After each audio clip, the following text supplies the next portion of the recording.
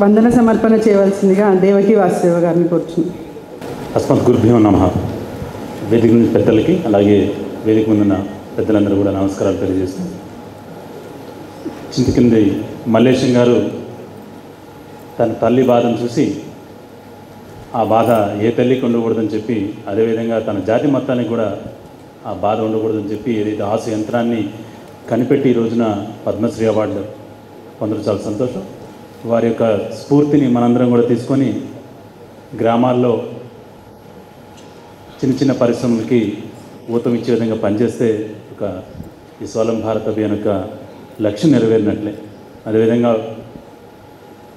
సుధాకర్ ఘాండే గారు విద్యావంతులు, విదేశాల్లో చదువుకొని భారతదేశానికి తిరిగి వచ్చి పరిశ్రమను స్థాపించి ఏ విధంగా విదేశీ సంస్థలతో మనం పోటీ పడవచ్చో చాలా స్పష్టంగా చెప్పడం, వారు రాజకీయాల్లో రావడం కూడా మనందరికి కూడా స్ఫూర్తిదాయకం.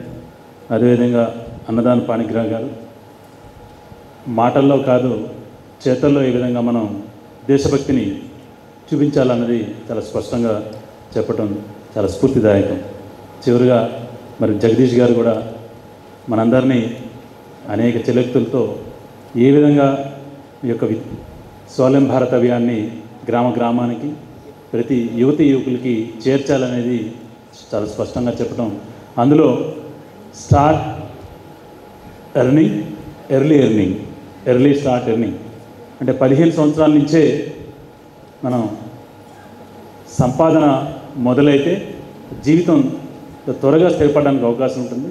భారతదేశం యొక్క ఆర్థిక వ్యవస్థకి మన చేతుడు వాదుడుగా ఉండటానికి ఏదైతే ఈరోజు భారతదేశం కళ్ళగంటుందో 3వ ఆర్థిక వ్యవస్థగా వచ్చే 5 సంవత్సరాల్లో నిలబడాలనుకుంటుందో దాని అంతటి కూడా స్వావలం భారత్ అభియాన్ యొక్క లక్ష్యమే ఆ విధంగా ఉంది. కాబట్టి మనందరం కూడా పనిచేస్తూ ఇంకా ఈ యొక్క స్వావలం భారత్ అభియాన్లో ప్రతి ఒక్కరికి వచ్చిన ప్రతి ఒక్కరికి కూడా ఆ యొక్క లక్ష్యాలని కిందకి తీసుకెళ్లాలని చెప్పి మరి ప్రతి జిల్లాలో కూడా స్వావలం భారత్ అభియాన్ యొక్క మరి పని ఇంకా పెద్ద ఎత్తున ఆల్రెడీ పని ప్రారంభమైంది, పని ఇంకా పెద్ద ఎత్తున ప్రారంభమవ్వాలని చెప్పి కోరుకుంటూ మరి వేదిక మీద స్వప్న గారు కావచ్చు, డాక్టర్ స్వప్న గారు, స్వప్న భల్లా గారు, అదేవిధంగా మిగిలిన పెద్దలందరూ కూడా నమస్కారం తెలియజేస్తూ నాకు అవకాశం ధన్యవాదాలు.